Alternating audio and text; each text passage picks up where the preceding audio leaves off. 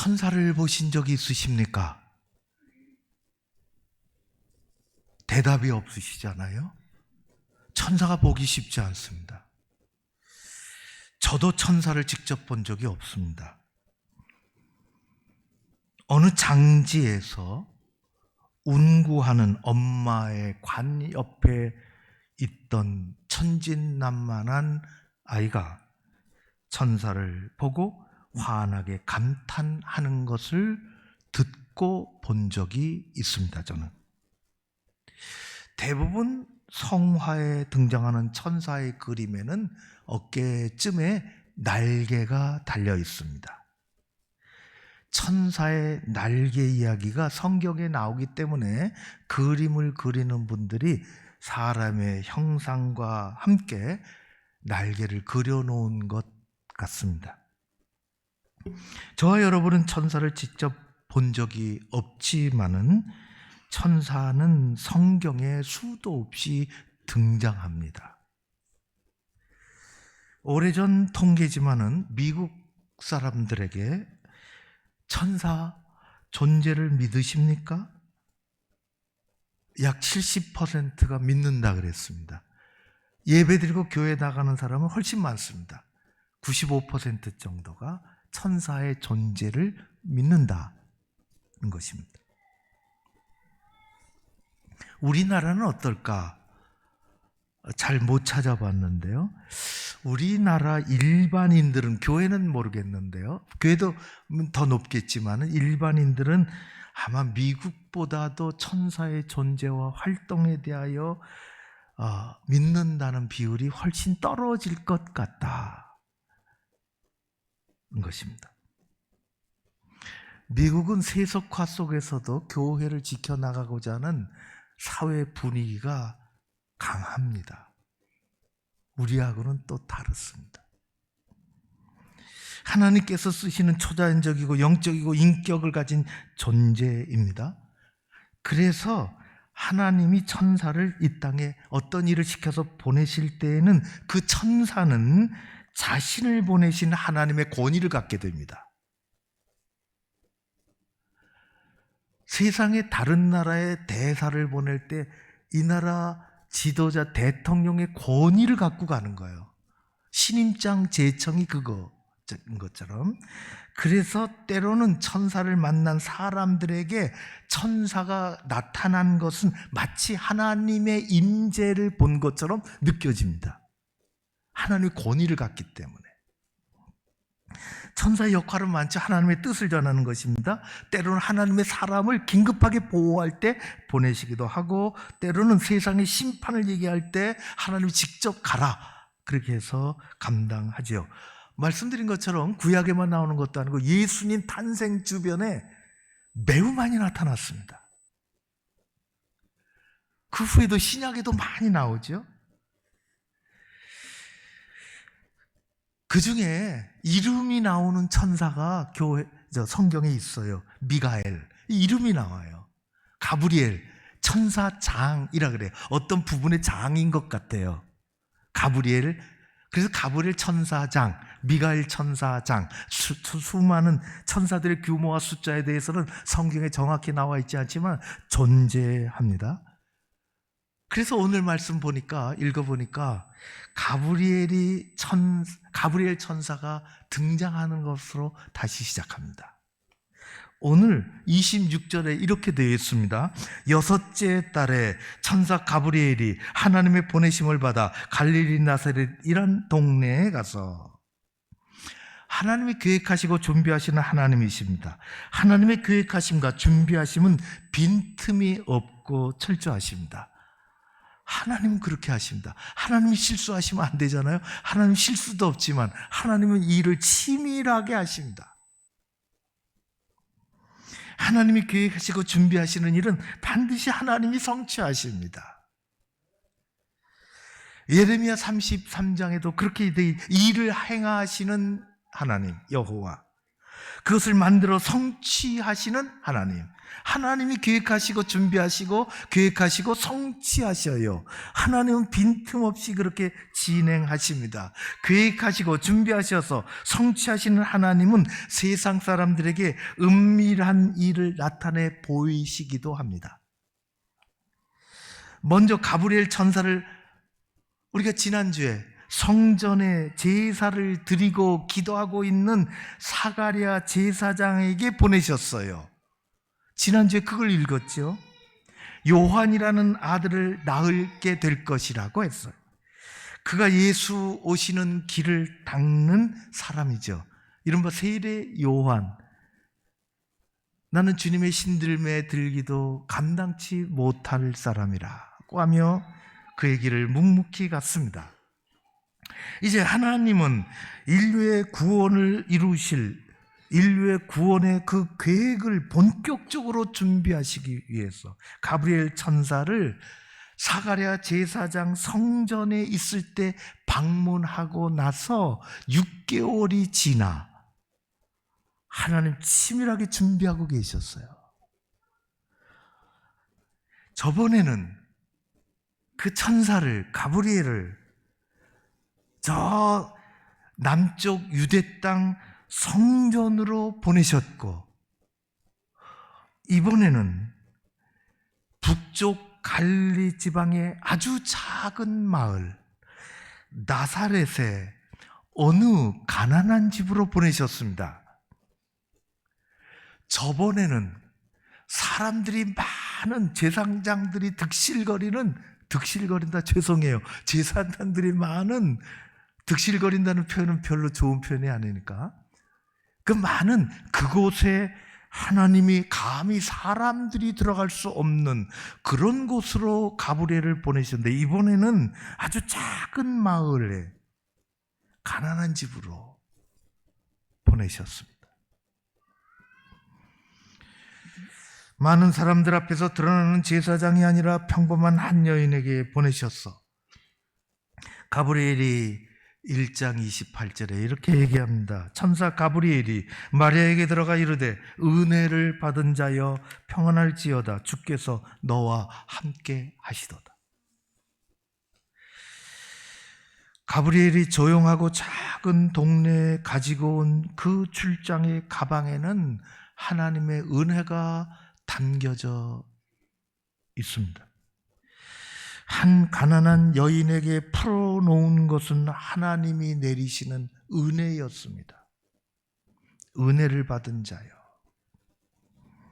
2000년 전에 시골 마을의 여인에게도 지금 매우 혼란스럽고 복잡한 시대의 한복판에 살아가는 우리에게도 필요한 것, 있어야 할 것, 그것은 바로 하나님의 은혜입니다. 우리가 먹는 과일도 껍질을 벗기면 그 안에, 과일 껍질 안에 과일 껍질과는 다른 색깔과 맛을 지닌 과육이 나옵니다. 물론 그렇지 않은 것도 있지만, 바나나는 껍질하고 속이 거의 비슷하고 사과는 완전히 다르고, 두리안은 저도 가끔 어디 그쪽 지방에 가끔이 아니고 가게 된다면 두리안은 완전히 속과 겉이 달라요. 그 겉으로 한번 주워 맞으면 큰일 나죠. 그래서 선교사가 자기도 신기하다는 거예요. 그게 달려있는데 하나도 그거 떨어져서 맞고 쓰러진 사람이 없다는 거예요. 밤에만 떨어진다는 거예요. 사람이 안 다닐 때 툭. 물론 따기도 하지만, 은총은 그런 것입니다. 여러 가지 사건을 통해서 그 안에 들어가 있는 것입니다. 우리의 삶의 한가운데 여러 가지 일들을 통해서 한가운데 자리 잡고 있는 것, 그것이 하나님의 은총, 하나님의 은혜인 것입니다. 은혜 안에 얼마나 많은 하나님의 사랑과 축복이 담겨 있는지 우리는 그 깊이와 넓이를 가름할 수가 없어요. 하나님의 깊은 은혜는 우리가 살다가 어떻게 만나는 여행이나 어떻게 하다가 경험하는 기분 좋은 것이 아닙니다.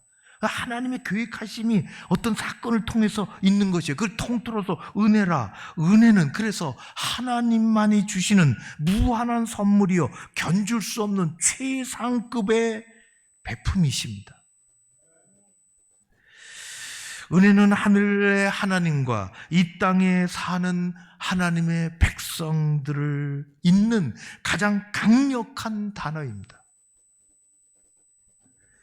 은혜라는 말은 세상에서 가장 힘있는 말이고 가장 아름다운 말입니다.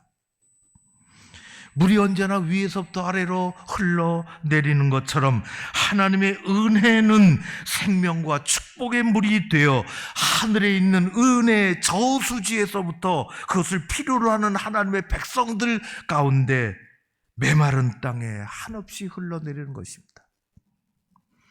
그 물꼬가 막히지 않아야 돼요.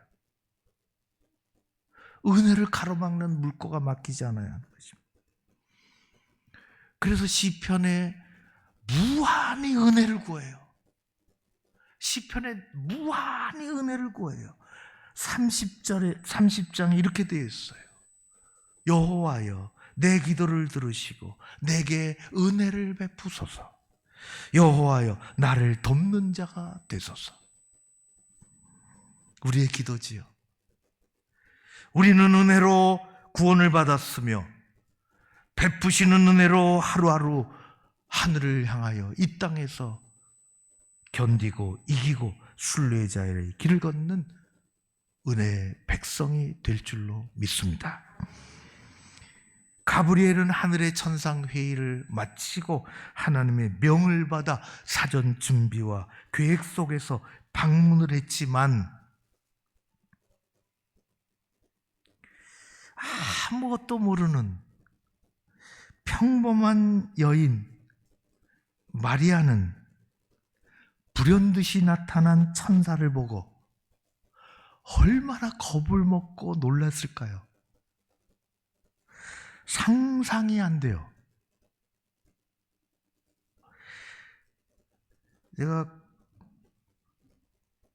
국장님하고 며칠 전에 사전에 연락이 되고 그렇게 해서 요 경복고등학교 교장 선생님 방을 찾아갔습니다. 약속을 다 해놓고 교정으로 조금 걸어 올라가는데요. 제가 다녔던 학교하고 그 올라가는 그 길이나 거기에 매우 그래요.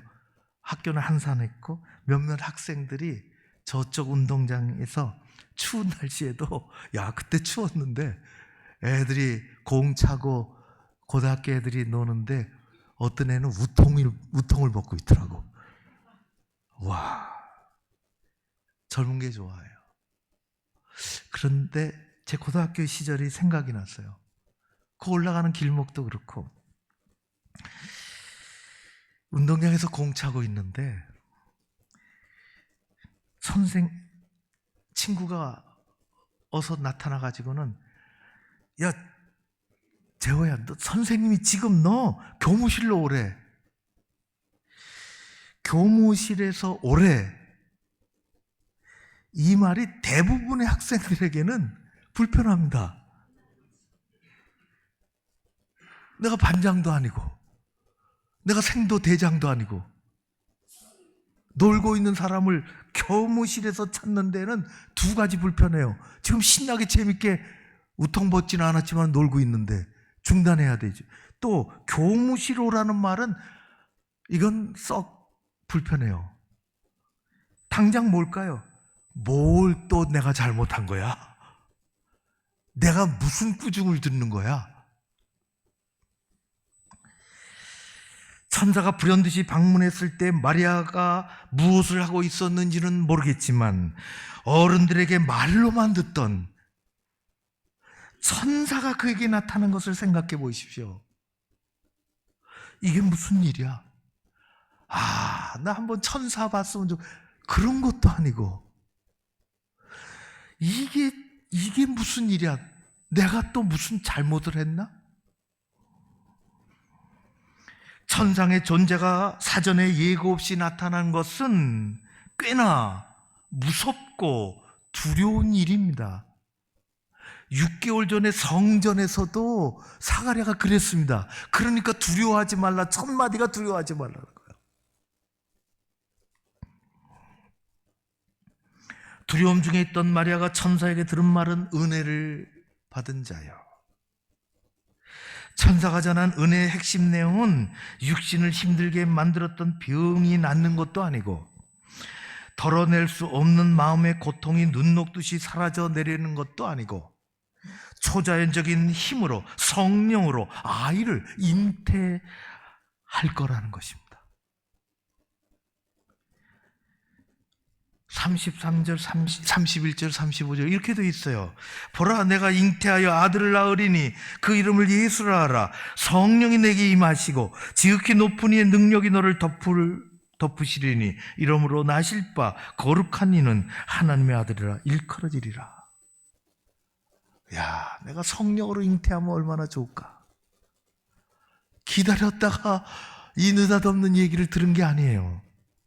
생각해 보십시오. 나이가 많고 무자한 사가랴 부부, 그에게 잉태 소식은 매우 놀랍지만 축복이에요. 남자를 알지 못하는 정혼한 마리아에게 가혹한 이야기입니다. 그 운명의 가혹한 시련이 시작이 되는 것입니다. 남대없는 수태고지는 한 여인에게는, 마리아에게는 감당하기 어려운 그런 사건이 될 것입니다. 우리는 그런 얘기를 들어본 적이 없어요. 우리에게 오는 은혜는 기쁘고 감사하고 춤을 추는 은혜예요.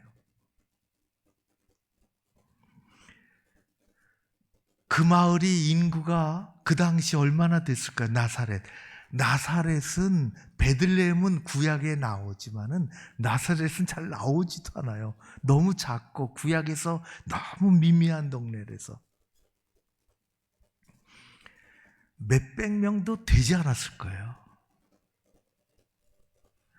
소문이 잘못 나면 큰일입니다. 작은 평화로운 나사렛 마을의 자칫 불미스러운 소문은 동네 전체를 술렁거리게 만듭니다. 지금은 나사렛이 어떤 줄 아세요? 아랍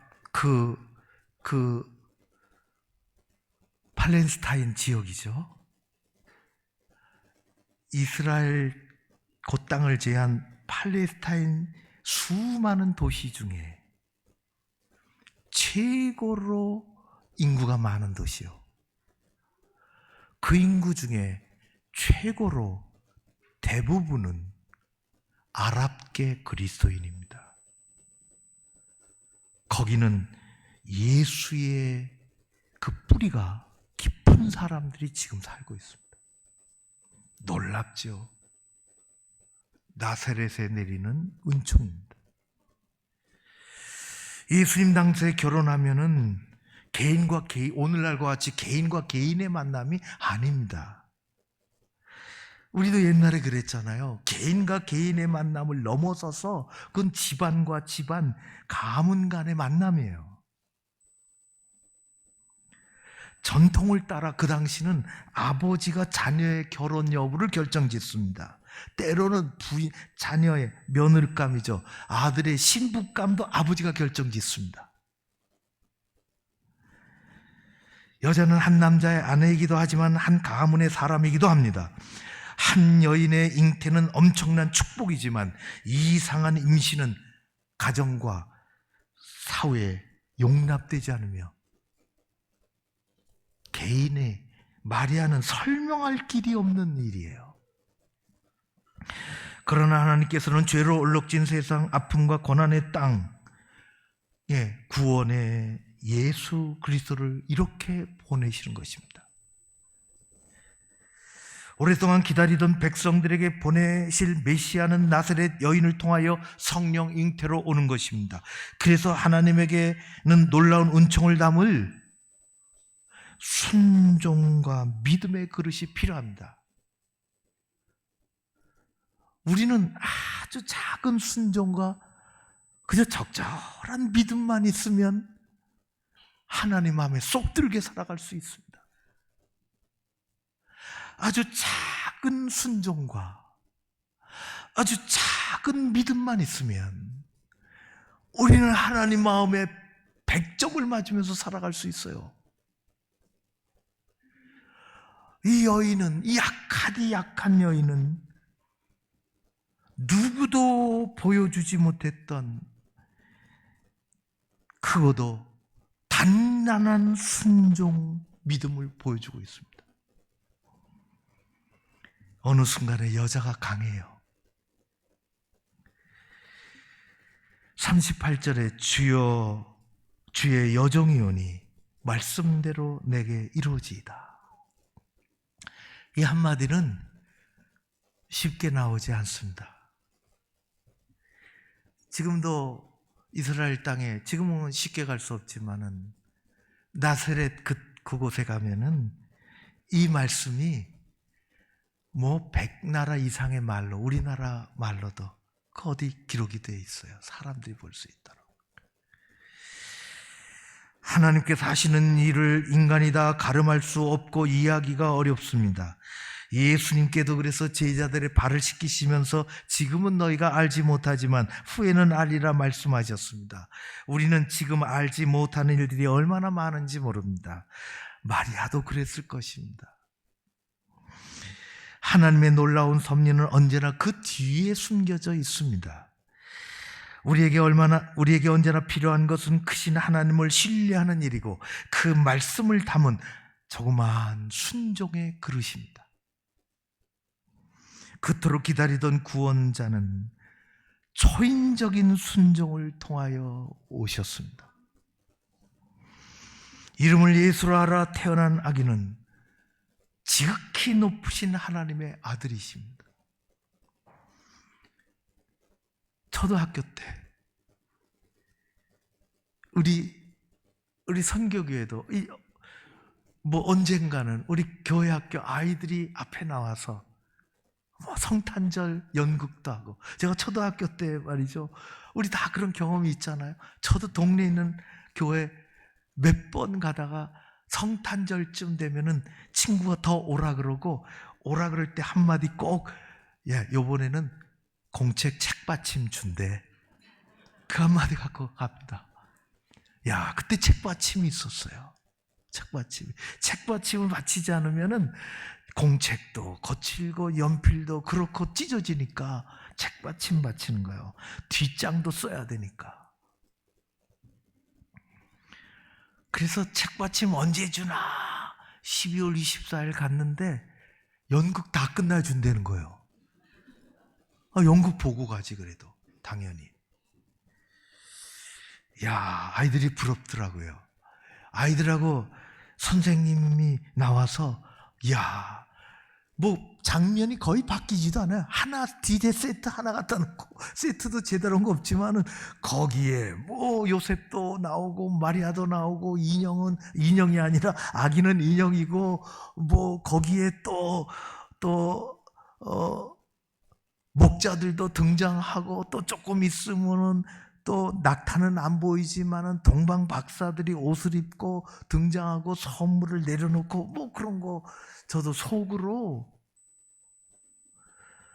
야, 나도 한번 하고 싶다. 교회 잘 다녀서 내년에는 내가 한번 하고 싶다. 지금까지 못했습니다. 교회 잘 다녔는데. 지극히 높고 크신 하나님은 독생성자 예수님을 우리 가운데서 그렇게 보내주셨습니다. 그분은 인간의 몸으로 오셨지만 그분은 하나님의 본체이십니다. 주님이 우리처럼 몸을 가지고 오셨다는 것은 우리의 어려움을 헤아리시고 우리를 사랑하신다는 것입니다. 그 이름 예수, 그분은 우리를 사랑하기 위해서 낮고 작아지신 하나님의 아들로 이 땅에 오셨습니다. 그분은 언제나 우리와 함께 하십니다. 엄마가 부엌에서 저녁 식사 준비하면서 거실에서 배 깔고 텔레비전 앞에 있는 아이를 부르면서 오지 않으니까 큰 소리로 심부름을 시켰습니다. 저 지하실 창고에 가서 감자 3알 갖고 와. 반찬해야 되니까. 아이는 지하실이 어둡고 무섭다고 가기 싫다고 합니다. 엄마가 얘기해요. 무섭긴 뭐가 무서워. 가서 가져와. 거기도 예수님이 계셔. 아이가 몸을 비비 꼬면서 지하실 문을 열고 들어가기 싫으니까 입구에서 냅다 소리를 칩니다. 예수님 거기 계시나요? 거기 계시면 감자 3알 엄마가 필요하니까 갖고 좀 올라오세요.